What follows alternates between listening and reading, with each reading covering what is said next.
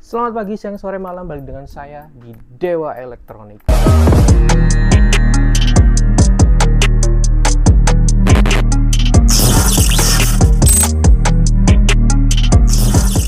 Halo, apa kabar kalian dimanapun kalian berada, gimana kondisi kalian, semoga sehat semua.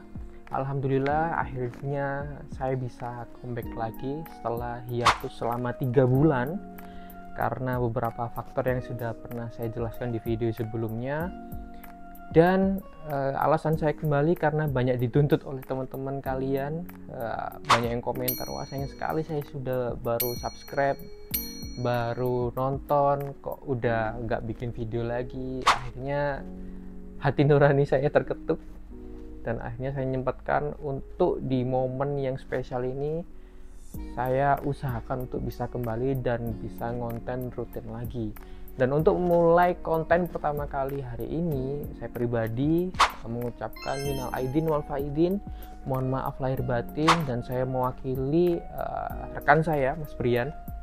Saya mohon maaf secara pribadi apabila selama saya ngonten, kami ngonten itu ada salah, baik tindakan, ucapan maupun statement yang dirasa teman-teman kurang benar ataupun kurang pantas lah. Jadi saya mewakili Mas Brian dan saya pribadi mohon maaf sebesar-besarnya.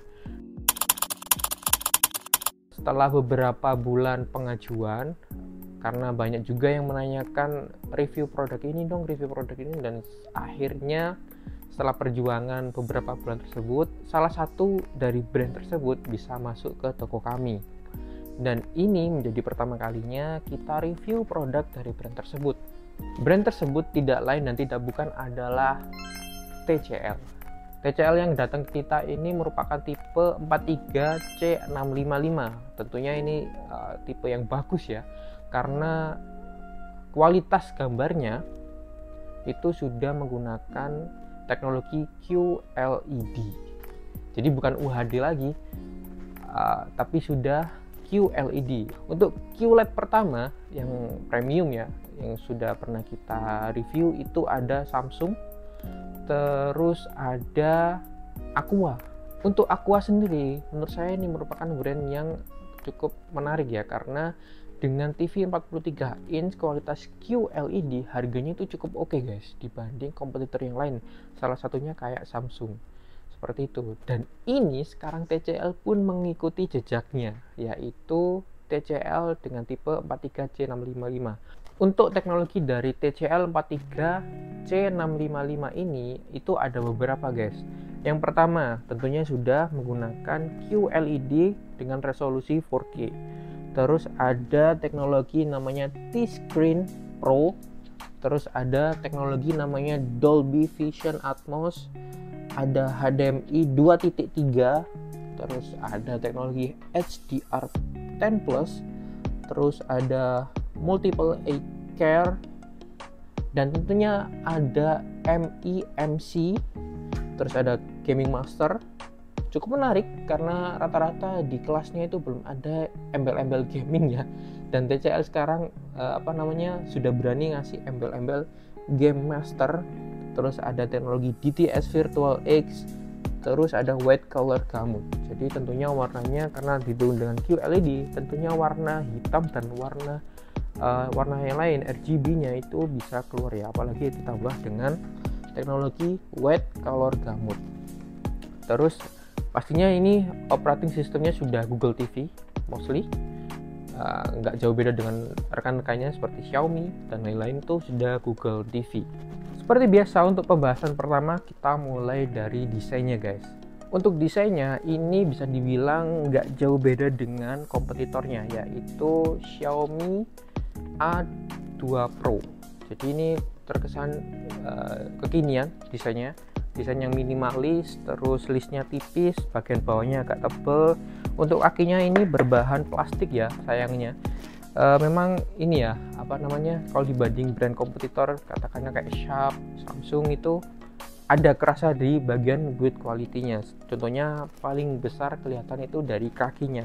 Kalau kakinya ini terlihat seperti plastik ya, Tapi kalau misal brand-brand lain yang harganya agak tinggi itu sudah menggunakan metal atau besi.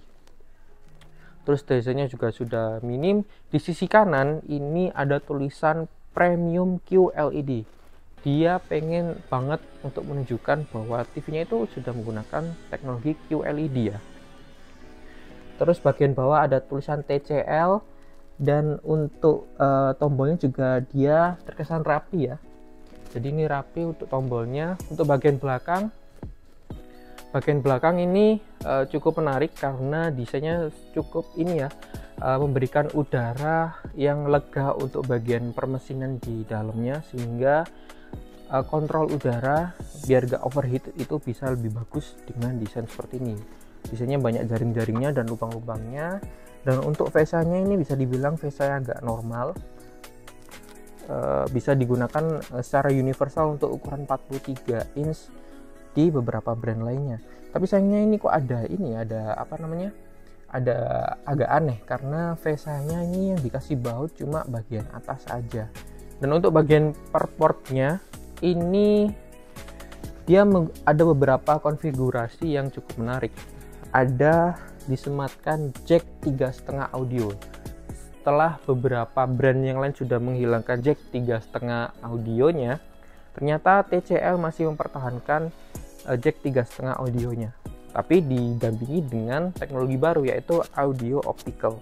Terus di sisi lain di atasnya itu ada jack 3,5 untuk AV in. Jadi kalau misal di rumah masih menggunakan VCD yang menggunakan kabel RCA, itu masih bisa digunakan di sini untuk menampilkan audio dan audionya. Di atasnya ada colokan untuk antena. Tentunya ini sudah digital ya, jadi nggak perlu beli STB lagi. Terus untuk HDMI di sini kelengkapannya ada 3. Tentunya di sini ada HDMI ARC, terus HDMI untuk service. Jadi kalau misal ada trouble menggunakan colokan service HDMI ini ya. Dan ada colokan HDMI yang normal.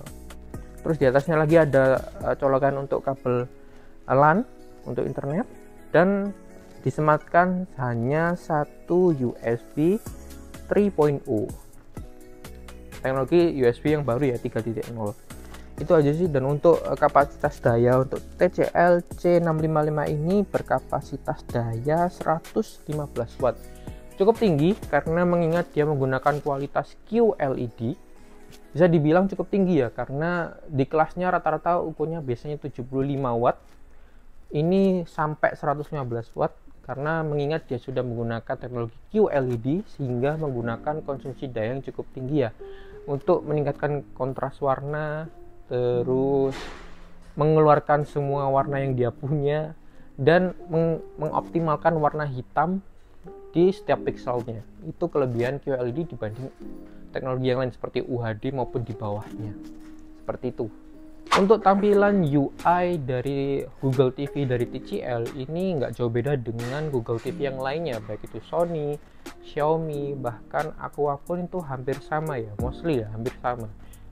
Google TV ya gitu-gitu aja. Beda dengan OS buatan sendiri seperti Tizen OS punya Samsung maupun Web OS punya LG. Selain tampilannya, ternyata remote-nya juga nggak jauh beda guys.